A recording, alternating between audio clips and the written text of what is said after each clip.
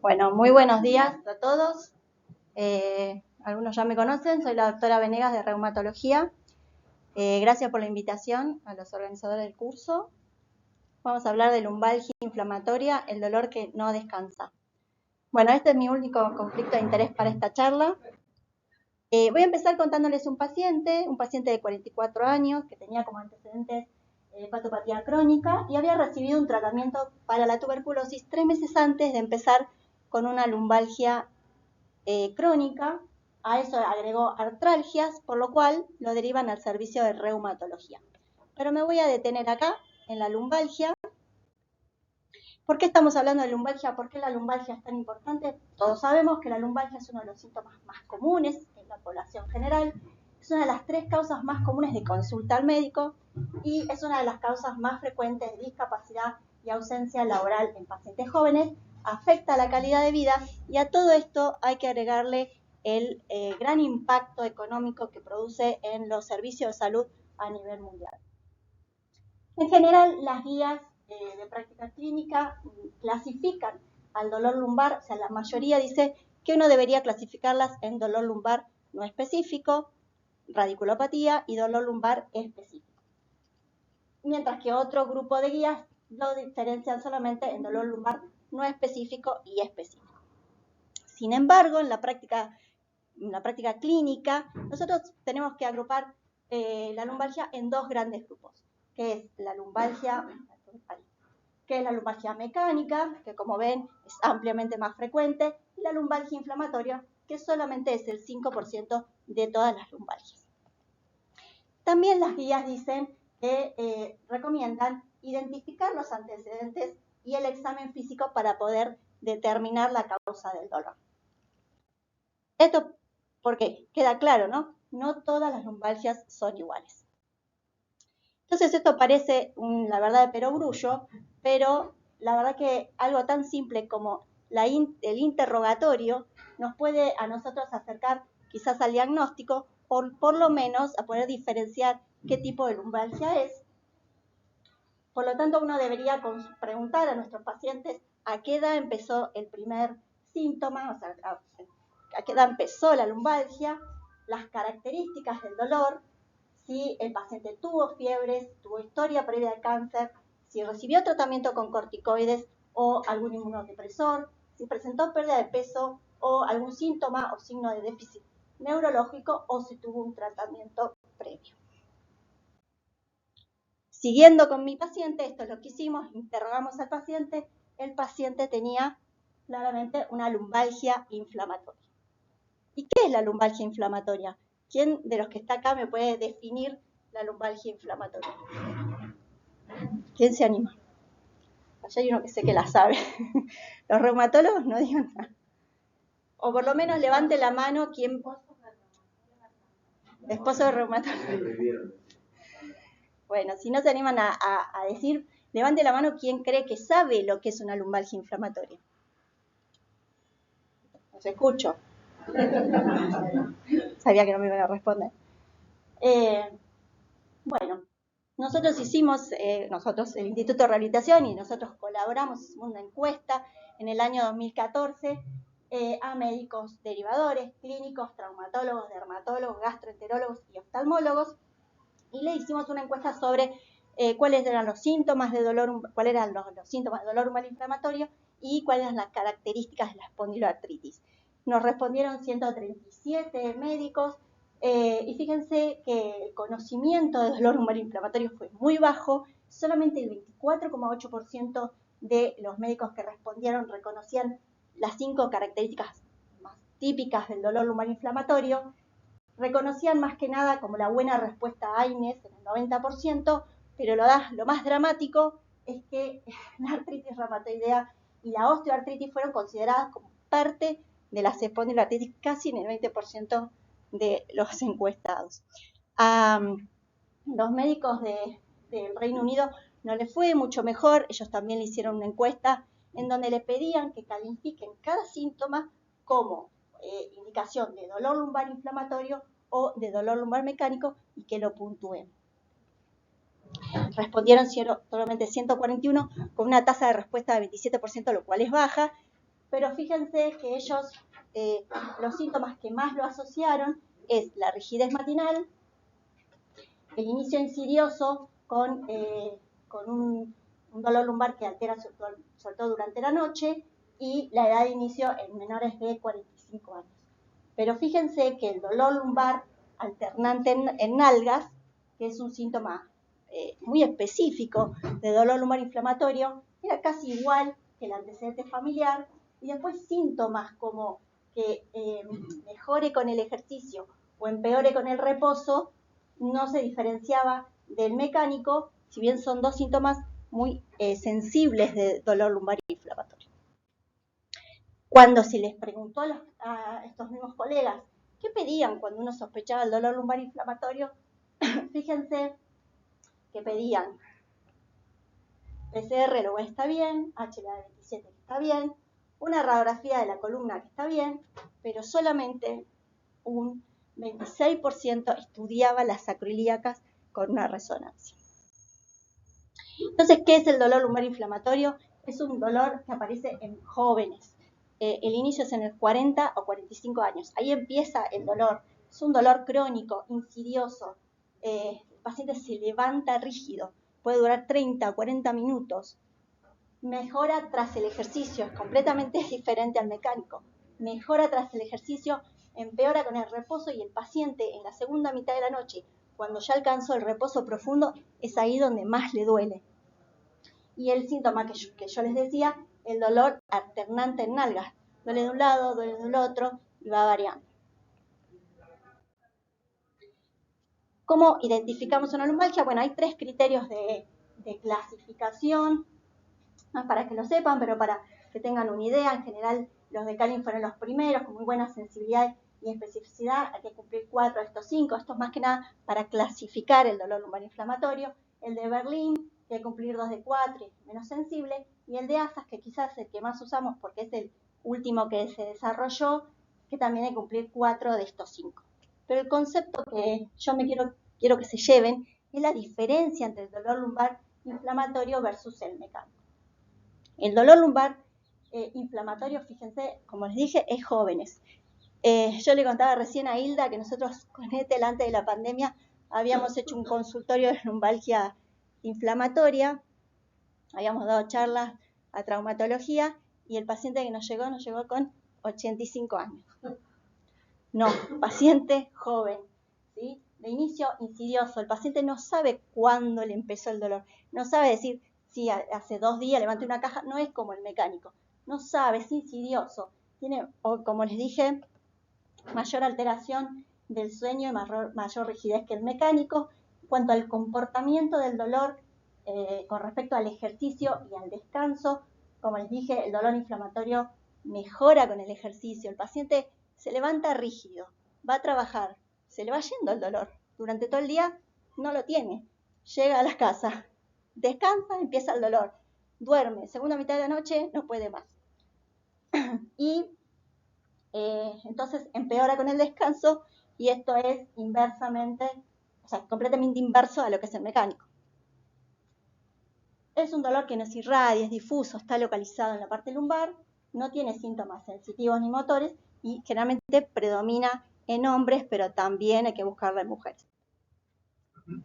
Entonces quizás este desconocimiento haga que nosotros tengamos, fíjense, una alta demora en el diagnóstico. Fíjense esta brecha que hay entre la edad del primer síntoma y la edad del diagnóstico. Pueden pasar 8 o 9 años hasta que llega al especialista. ¿Y eso por qué es importante?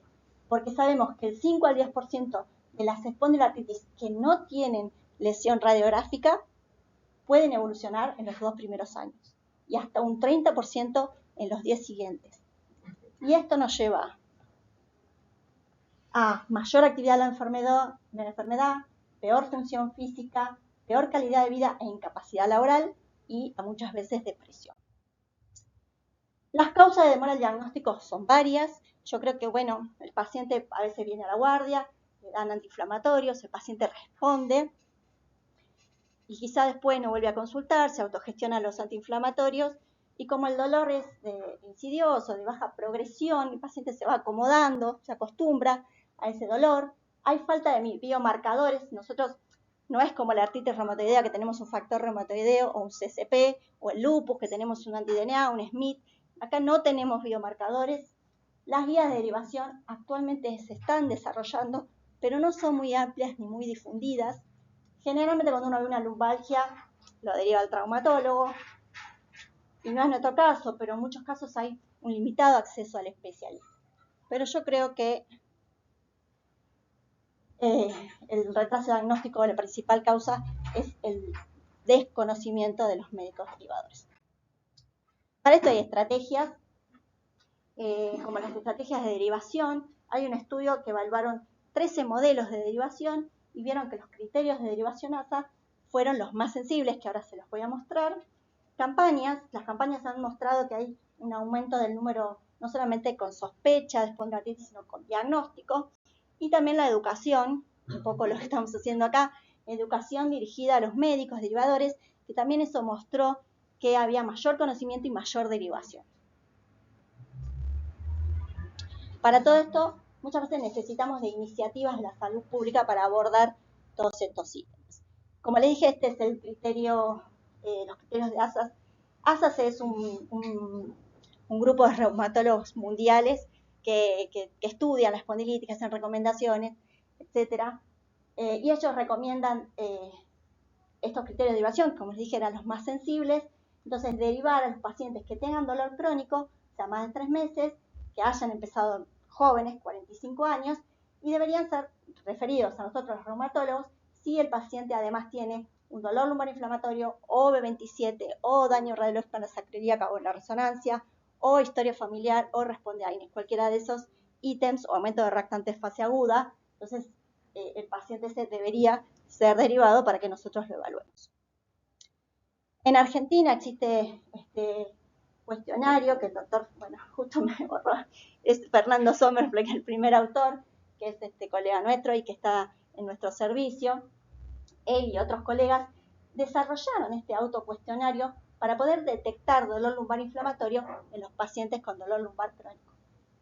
Es para aplicar, es autoadministrado, o sea, lo llena el paciente, es para aplicar a pacientes que tengan dolor crónico de espalda, jóvenes y más de 3 meses.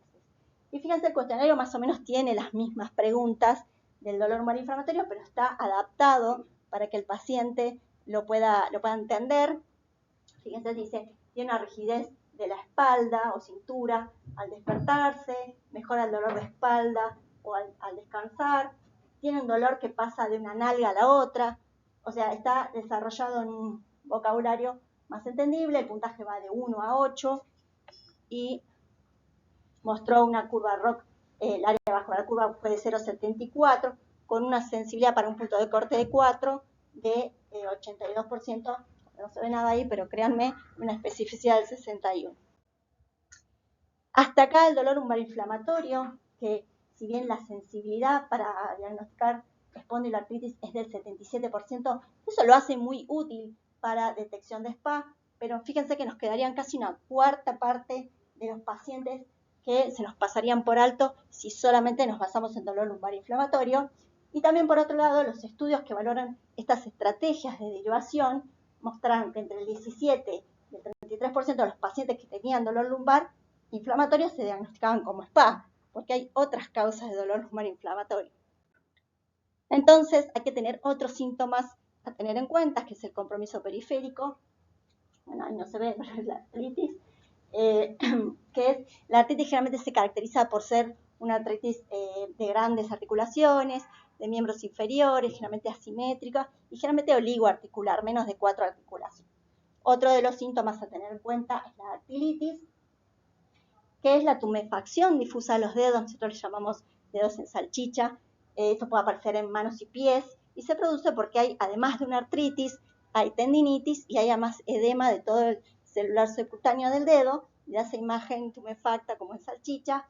Cuando nosotros vemos una dactilitis, es una espondiloartritis. No hay otras causas reumatológicas que puedan dar una dactilitis. Si bien se da más frecuente en psoriasis, se puede dar en cualquiera de las espondiloartritis. Y después las tendinitis o entesitis. La entesis es el sitio en donde el tendón, la cápsula el tendón, la cápsula o los ligamentos se pueden insertar en el hueso. Se inserta en el hueso, es la unión. Eso se llama entesis y muy frecuentemente en la espondiloartritis se inflama y eso da entesitis. No solamente vamos a buscar las manifestaciones articulares, sino también las extraarticulares.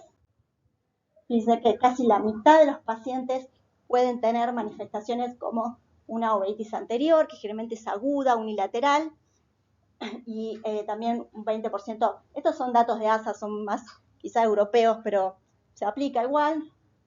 Un 20% puede tener psoriasis o enfermedad inflamatoria intestinal, que puede ser, enfermedad de Crohn o colitis ulcerosa, o una combinación de esto. Lo que hay que tener en cuenta también que a veces el paciente tiene primero estos síntomas y después aparece la lumbalgia. Bueno, siguiendo con mi paciente, el paciente también, interrogándolo, había tenido pérdida de la visión y ojo rojo, o sea, le habían diagnosticado una uveitis, también tenía una atalalgia y reactantes de fase aguda elevados. Así que no sé ustedes, yo me jugué todos los números para diagnosticar que esto era para todos una clara espondiloartritis. ¿Y por qué? Fíjense en esta pirámide de probabilidad de la enfermedad, el paciente tenía dolor lumbar, atalalgia, uveitis y reactantes de fase aguda elevados. Entonces le pedí el B27, el cual fue negativo, pero no me preocupé porque sabemos que la prevalencia del HLA27 varía en distintas poblaciones del mundo porque tiene que ver mucho con la etnia.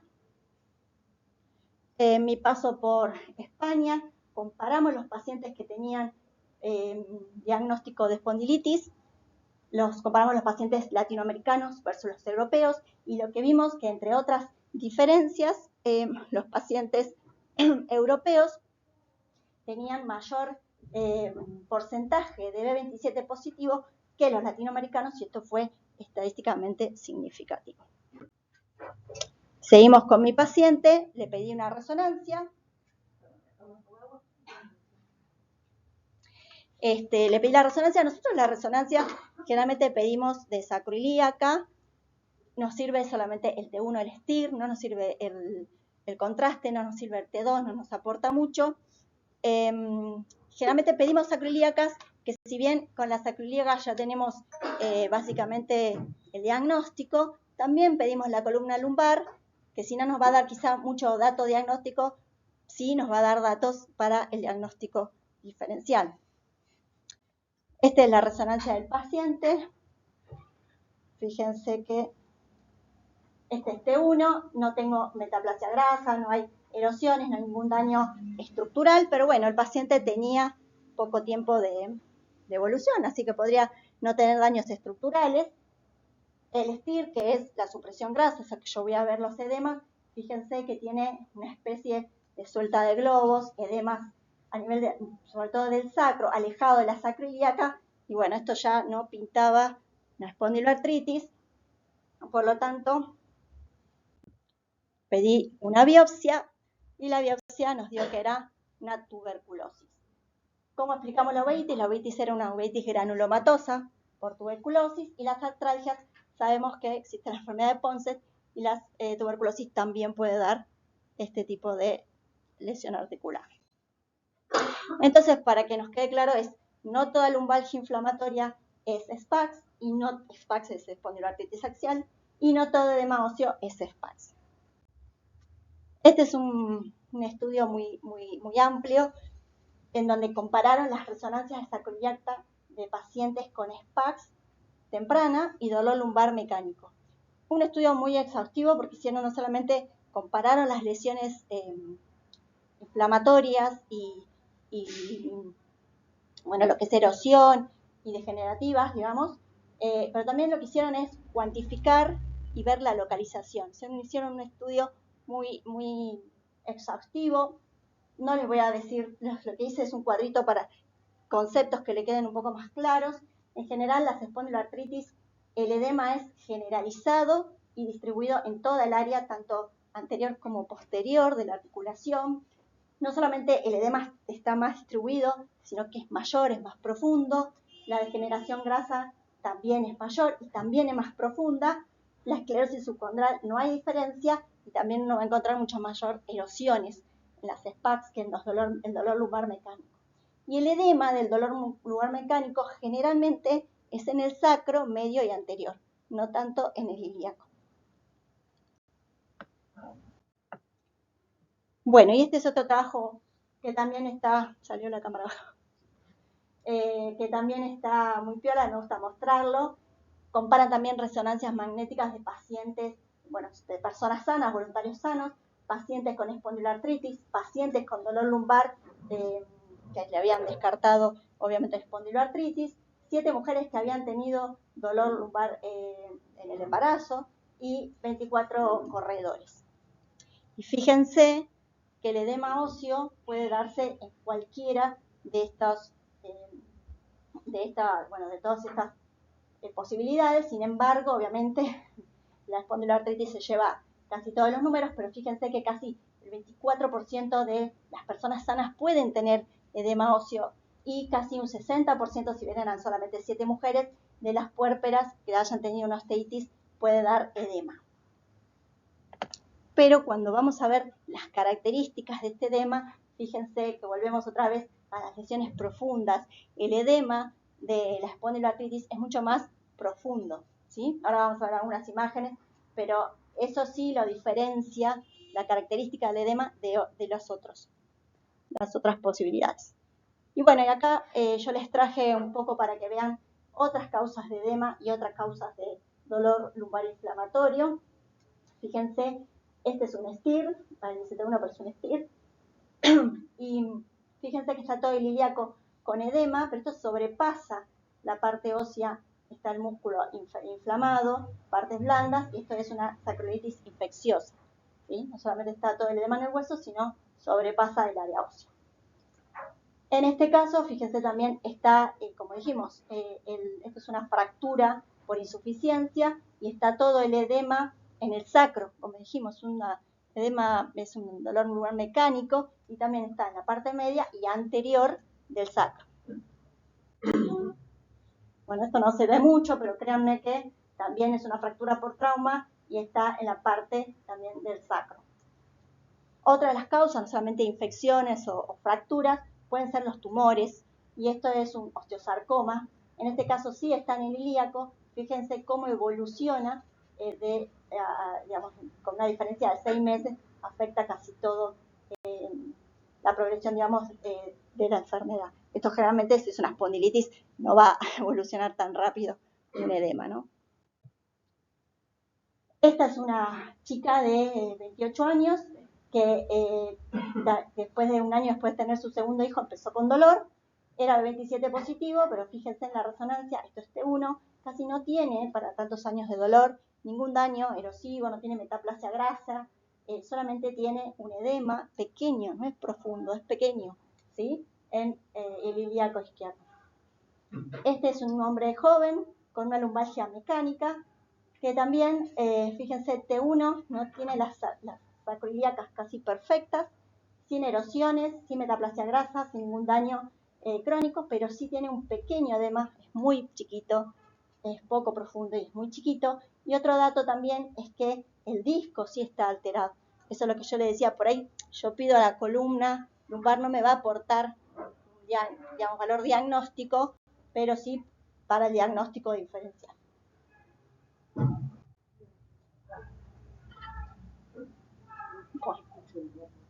Se armó.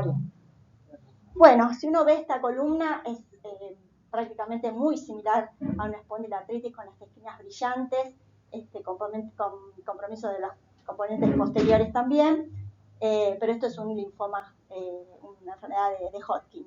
Y también puede afectar la sacroiliaca. Esto es bastante difícil de diagnosticar. Uno obviamente va a tener la parte clínica y todo, pero muchas veces, como en el caso de mi paciente, hay que ir a la biopsia. ¿Y los servicios de imágenes en general saben de esto? Bueno, nosotros con Etel y Fernando habíamos ido a hablar para comentarles cómo eran los cortes que nosotros necesitábamos. Sí, nosotros ponemos en general toda la descripción de cómo queremos la resonancia y también le ponemos protocolo espondilitis, que es lo que habíamos acordado. Pero bueno, a veces también hay gente nueva, por ahí tendríamos que volver a refrescar, porque últimamente quizá no nos cumplen con... Pero bueno, nosotros como más o menos la sabemos ver, la vemos nosotros en general. Pero la idea es que nos hagan bien los cortes, porque yo la puedo ver, pero si me lo cortaron mal, no me va a servir. Bueno, y también, fíjense, la sacroiliac a nivel del sacro y a nivel del ilium, pero también esta también es una artritis séptica, pero también tiene todo lo que es partes blandas, todo lo que excede lo que es el hueso. Esto es un paciente de la doctora Ethel que me facilitó la imagen. Fíjense, este sí es un paciente con espondiloartritis. Y fíjense, no sé si ven de ahí, pero ahí hay erosiones. ¿Ven? Esos acá abocados son erosiones. Ahí eso es metaplasia grasa, o sea, tiene cambios estructurales.